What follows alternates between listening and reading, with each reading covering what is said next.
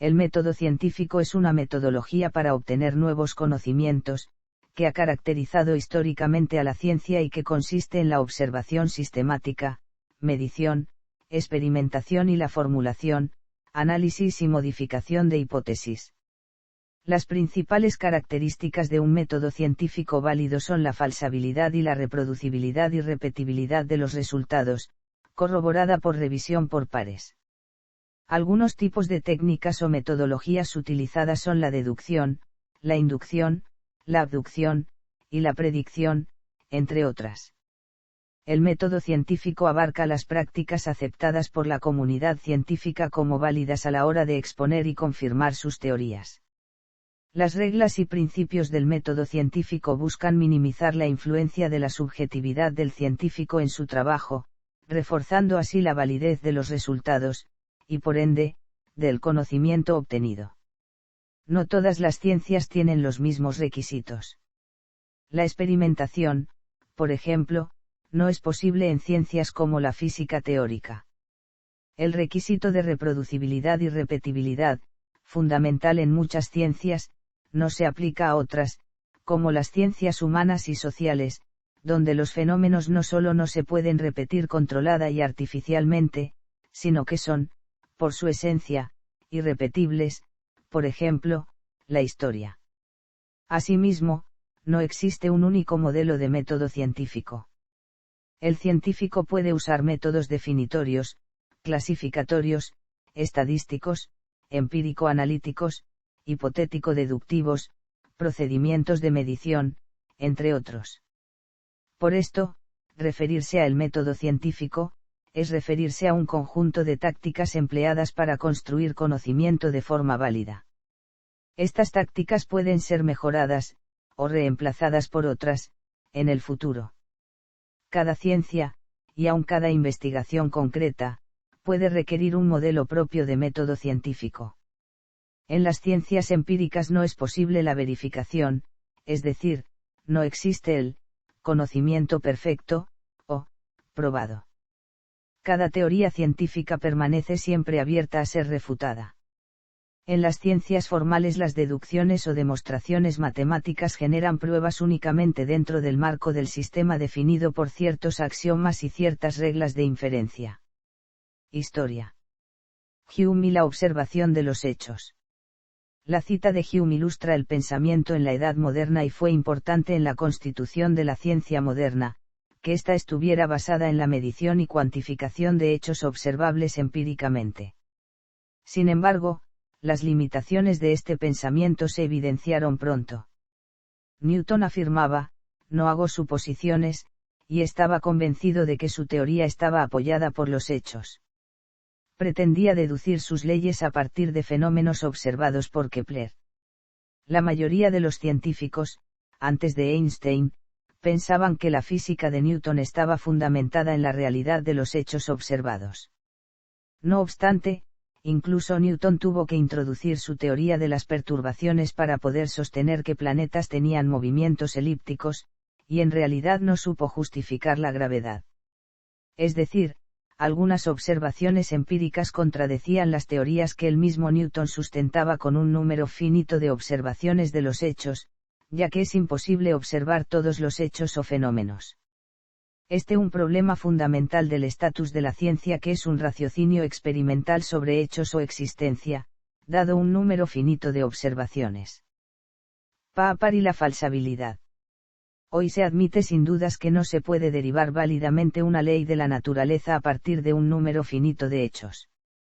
Karl Popper propuso el criterio de falsabilidad en reemplazo del criterio de verificación. Con el criterio de falsabilidad, la observación de los hechos se pone de cabeza, una teoría científica es válida a menos que un resultado obtenido, o al menos concebible, contradiga los resultados predichos por la teoría. La falsabilidad avanzó el entendimiento de método científico, y le dio un carácter simultáneamente más estricto y realista. No hay que corroborar todos los posibles hechos que corroboren una teoría, algo imposible, sino buscar una excepción que la contradiga. Toda teoría científica falsa está, de esta manera, siempre abierta a ser refutada. Sin embargo, el mismo Papert era consciente de las limitaciones de la falsabilidad estricta en contraste con la falsabilidad en la práctica. La forma estricta de falsabilidad contradice la realidad de la construcción de la ciencia, ya que las teorías no suelen derrumbarse por una sola observación o un experimento crucial que las contradiga. Normalmente se recurre a aceptar anomalías, o se generan hipótesis ad hoc, a medida que se construyen nuevos conocimientos. Lacatous, discípulo de Papert, indicó que la historia de la ciencia está repleta de exposiciones sobre cómo los experimentos cruciales supuestamente destruyen a las teorías. Pero tales exposiciones suelen estar elaboradas mucho después de que la teoría haya sido abandonada.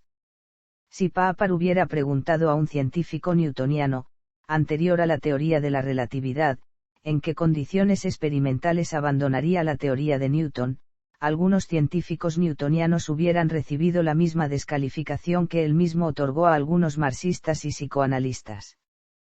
Kuhn y las revoluciones científicas. Según Kuhn, la ciencia avanza por medio de revoluciones cuando se produce un cambio de paradigma, que no depende de la observación de los hechos sino que constituye un cambio de referencia de un campo o área determinada de la investigación científica en una teoría más general que abarca un área mucho más amplia. Así, un campo o área de investigación siempre tiene su referencia en una teoría general, dotada de un núcleo fundamental característico firmemente establecido y defendido en una tradición científica estable, aun cuando presente irregularidades y problemas no resueltos. En este sentido, tomar la definición estricta de falsación de Papert equivale a tener por seguro que todas las teorías nacen ya refutadas, lo que rompería la posibilidad del progreso y unidad de la ciencia. Lo que constituye como científicas a las teorías no es su verdad demostrada, que no lo es, sino su capacidad de mostrar nuevas verdades que surgen al seguir ofreciendo nuevas vías de investigación, suscitando nuevas hipótesis y abriendo nuevos cauces en la visión general del campo que se trate. Solo al final de un amplio proceso de construcción y reconstrucción de una teoría puede surgir una nueva teoría o paradigma o programa de investigación más general que explica con una nueva óptica los mismos hechos explicados por la primera teoría anterior, pero considerándolos con una visión del mundo más amplia. Al surgir una nueva teoría, la vieja teoría dejará de tener entonces el reconocimiento como ciencia actual, porque ha dejado ya de ser referente como medio para la ampliación del conocimiento. Lo que nos les hace perder el valor científico que han mostrado durante bastante tiempo y el carácter histórico de su aportación a la construcción de la ciencia. Ejemplos de la evolución de la ciencia.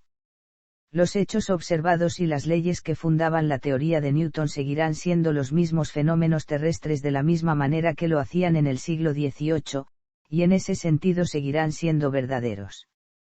Pero su interpretación tiene otro sentido cuando se los considera en el marco más amplio de la teoría de la relatividad, en la que quedan incluidos como un caso concreto. La verdad experimental de la observación de hechos de ver todos los días salir el sol por oriente y ponerse por occidente sigue siendo la misma. Como lo son las anotaciones del movimiento de los planetas hechas por Ptolomeo, como por Copérnico o Tycho Brahe. Pero de la misma forma que las interpretaciones de tales observaciones reflejadas en el marco de la teoría geocéntrica de Aristóteles o de Ptolomeo explicaban mejor y ofrecían visiones diferentes respecto a las astrologías, que había en su momento histórico y cultural, a su vez la interpretación heliocéntrica de Copérnico o Tycho Brahe enriquecieron enormemente la visión de los cielos respecto a las anteriores e hicieron posible la visión de Kepler y la teoría de Newton.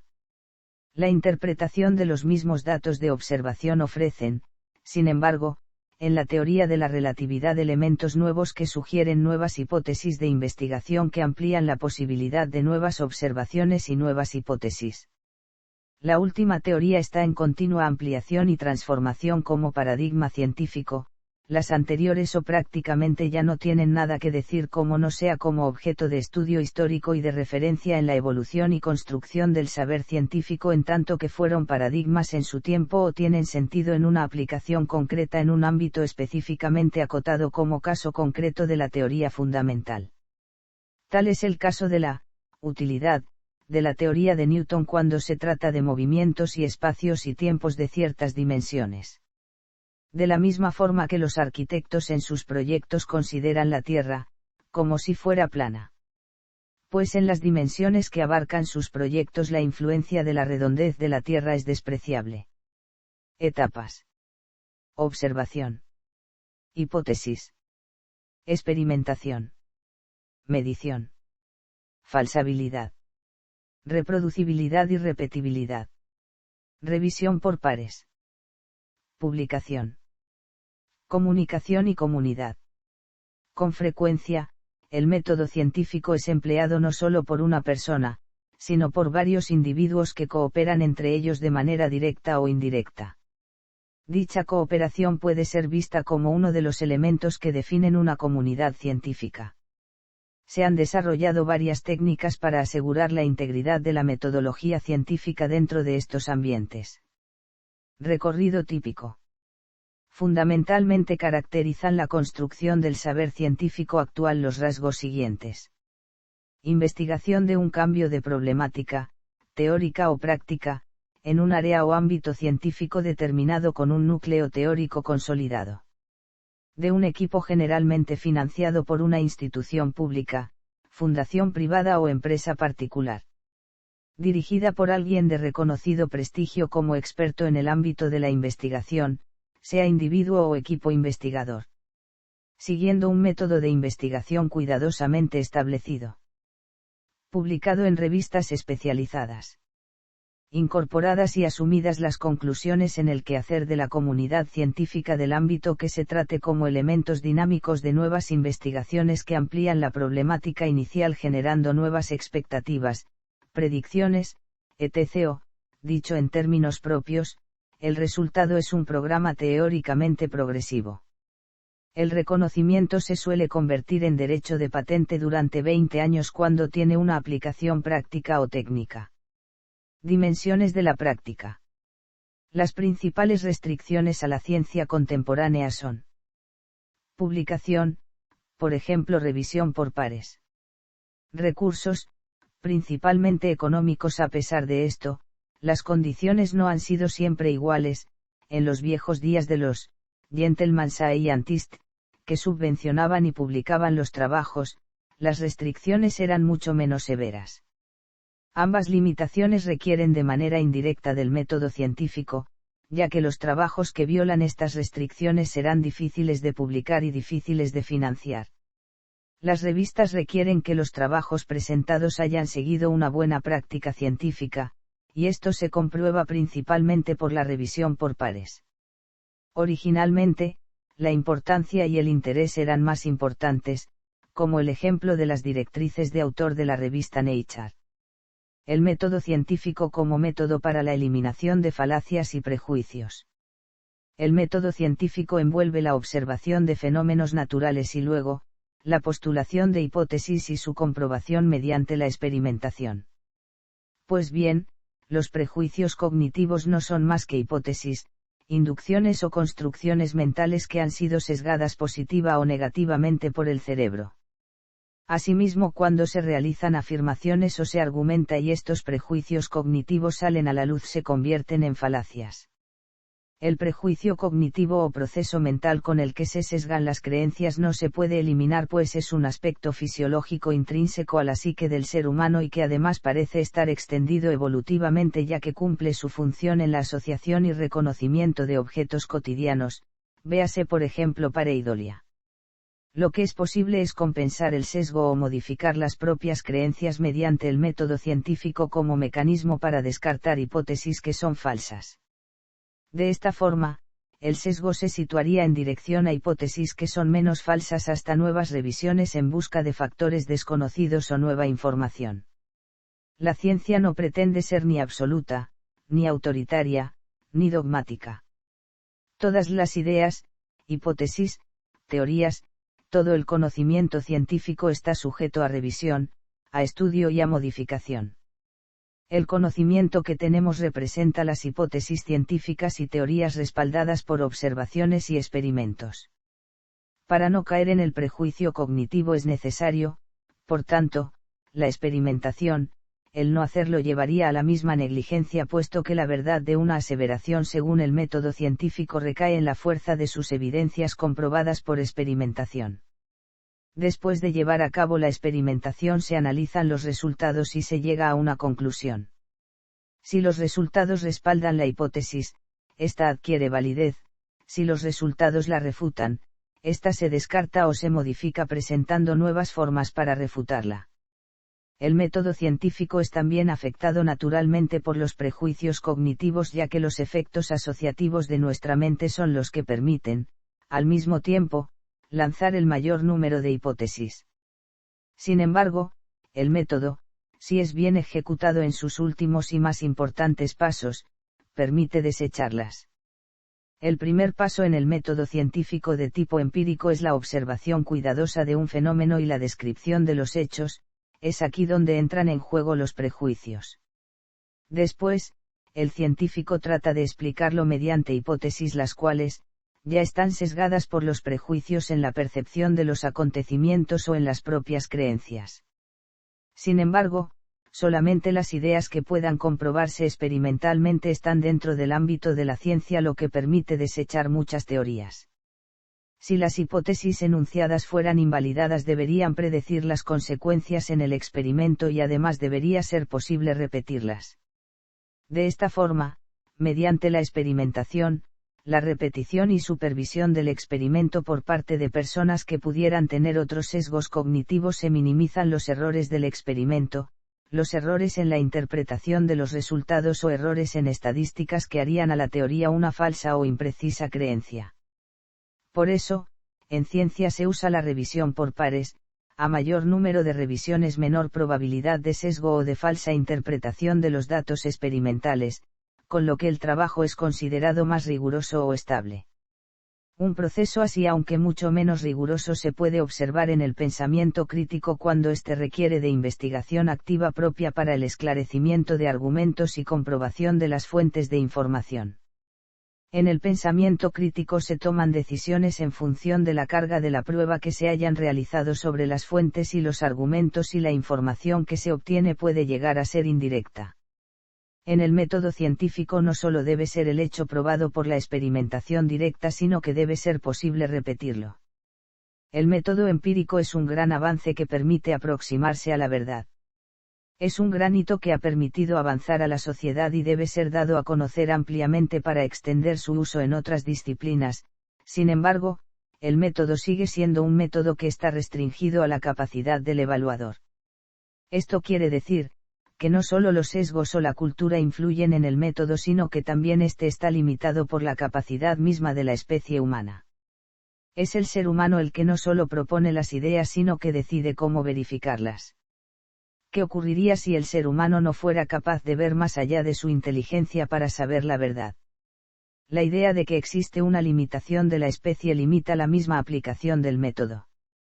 Para evitar esto, tal y como la evolución, que de por sí no es observable directamente ni medible, generó desde el mismo caos no inteligentes seres tan complejos como los humanos, la combinación aleatoria de elementos de experimentación junto a la paralelización de la experimentación y unas reglas energéticas claras, deberían realizar descubrimientos aleatorios en largos periodos de tiempo.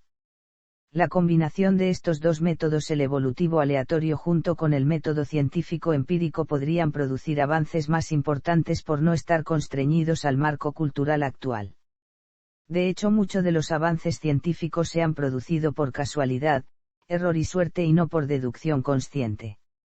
El problema con los prejuicios cognitivos es que normalmente se aplican a conceptos que cambian con regularidad, quizás a una velocidad mayor de lo que es posible medirlo mediante pruebas o experimentación; además no son uniformes y poseen excepciones. Estos prejuicios se basan por tanto en probabilidades y no en afirmaciones certeras. El método científico por lo menos permite ponderar estas probabilidades, realizar estadísticas y revisar la propia seguridad en las afirmaciones. De esta forma debería eliminar la posición de certeza o del perfecto conocimiento del funcionamiento del mundo. El método científico, por tanto, se convierte en el método maestro para probar hipótesis y desechar las falsas. A esto se refería Einstein cuando dijo: no existe una cantidad suficiente de experimentos que muestren que estoy en lo correcto, pero un simple experimento puede probar que me equivoco. De otra forma, sin el método científico, las presunciones o prejuicios quedarían fijas cuando las circunstancias cambian, sujetas a nuestras propias interpretaciones de la realidad. El rol del azar en el descubrimiento. En algún punto entre el 33% y el 50% de todos los descubrimientos científicos se encuentra la tasa de descubrimiento científicos que, en lugar de haber sido encontrados, fueron hallados por casualidad. Esto puede explicar por qué con frecuencia los científicos dicen que tuvieron suerte. A Louis Pasteur se le acredita la famosa frase, la suerte está a favor de la mente preparada, pero algunos psicólogos han empezado a estudiar lo que significa, estar preparado para la suerte, en un contexto científico. La investigación está mostrando que a los científicos se les enseñan varias heurísticas que tienden a aprovechar la oportunidad y lo inesperado. Esto es lo que Nassim Nicholas Taleb llama la antifragilidad, mientras que algunos sistemas de investigación son frágiles delante del error humano, las preferencias humanas y el azar. El método científico es más duro y resistente, de tal manera se beneficia de esa aleatoriedad de diferentes formas, ya que es antifrágil. Taleb cree que cuanto más antifrágil sea el sistema, más resultados dará en la realidad. El psicólogo Kevin Dunbar dice que el proceso del descubrimiento a menudo comienza con un grupo de investigadores encontrando fallos en sus experimentos.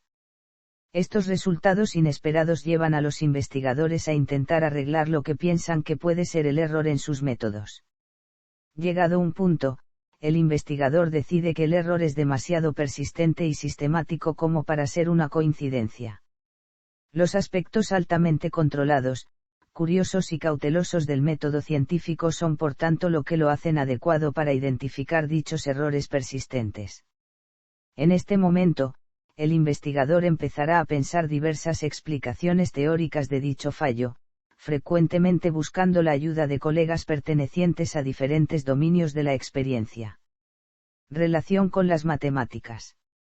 La ciencia es el proceso de recopilar, comparar y evaluar modelos propuestos con lo observable.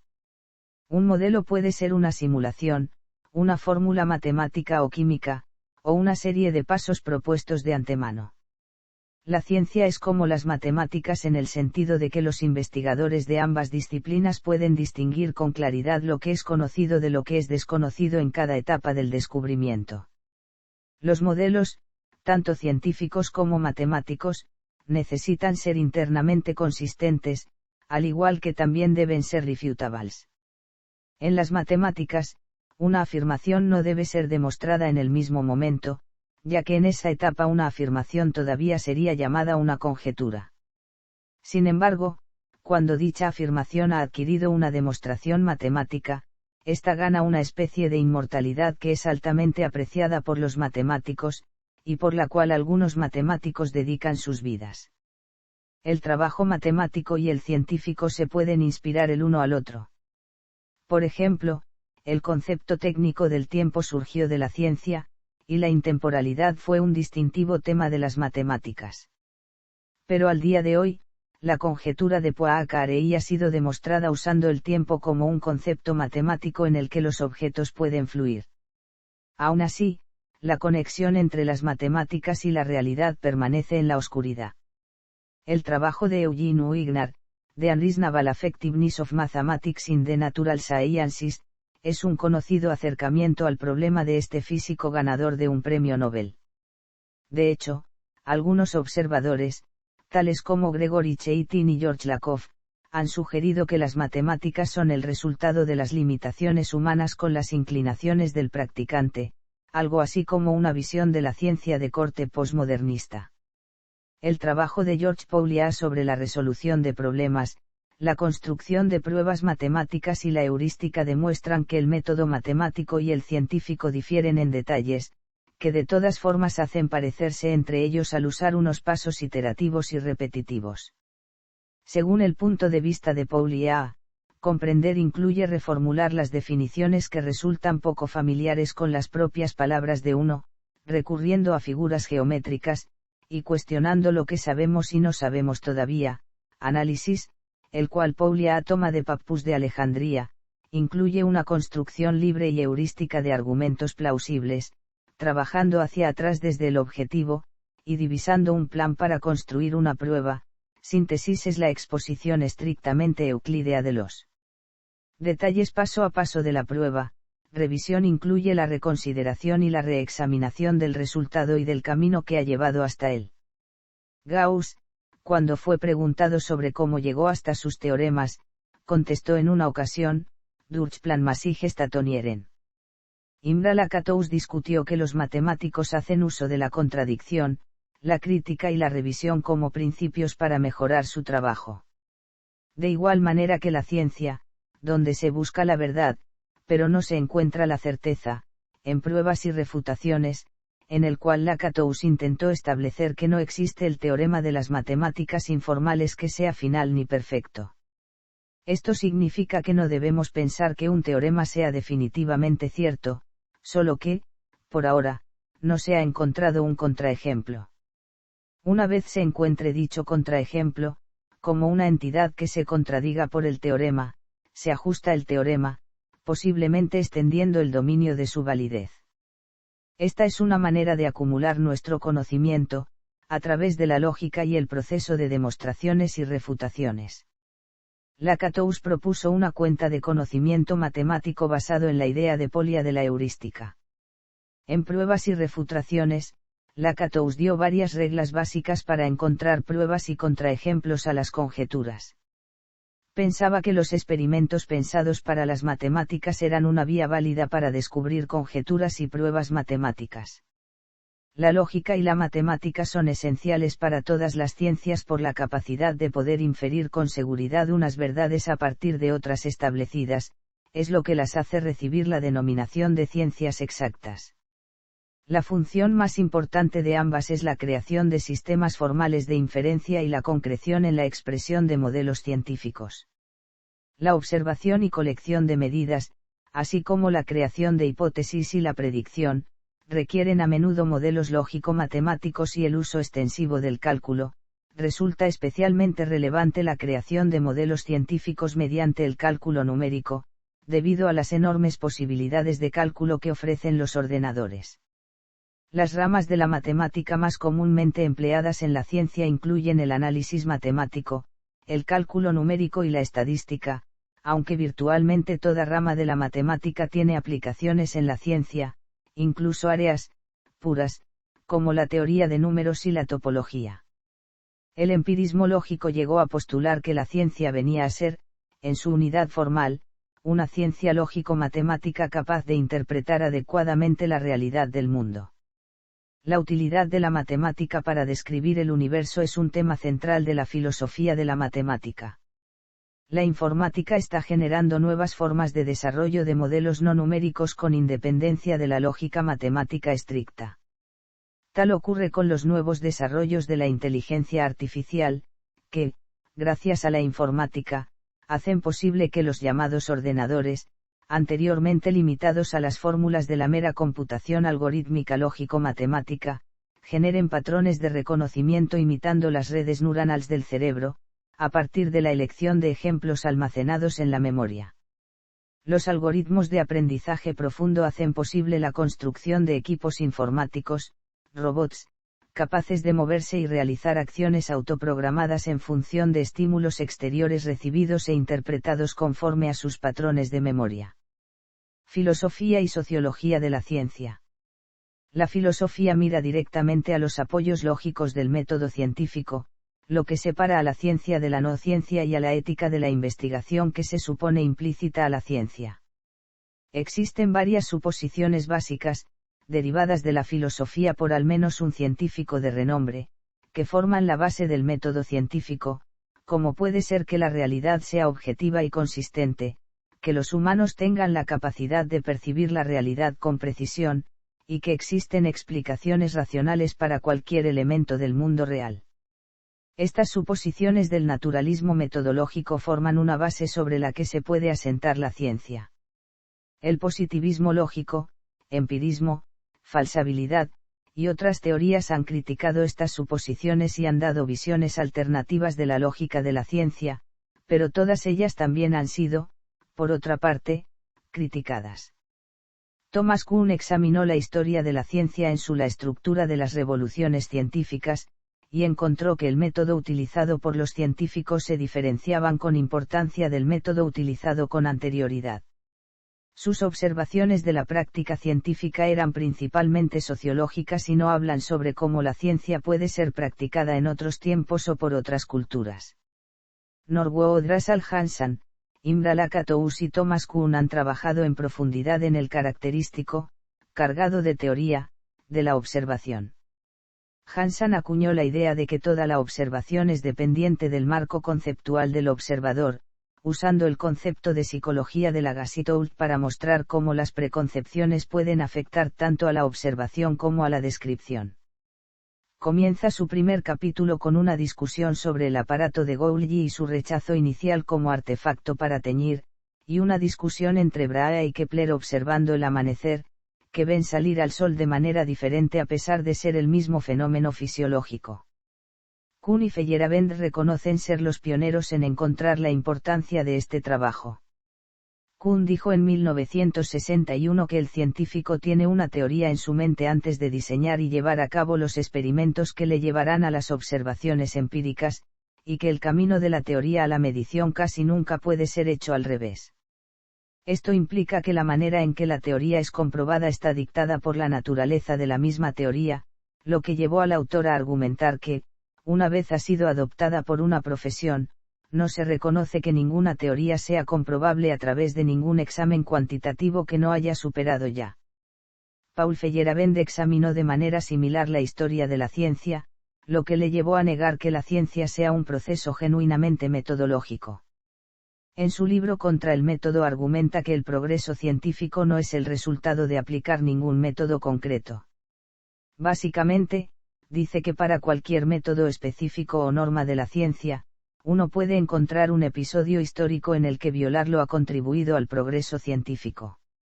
Por tanto, si los que creen en el método científico desean expresar una simple regla universalmente válida, Feyerabend sugiere en broma que cualquier cosa vale. Esta clase de críticas han llevado a un programa fuerte, un acercamiento radical a la sociología de la ciencia. Las críticas posmodernistas a la ciencia han sido sujeto de intensas controversias. Este debate que a día de hoy sigue activo, conocido como las guerras de la ciencia, es el resultado de aplicar valores conflictivos y suposiciones entre el posmodernismo y el realismo científico.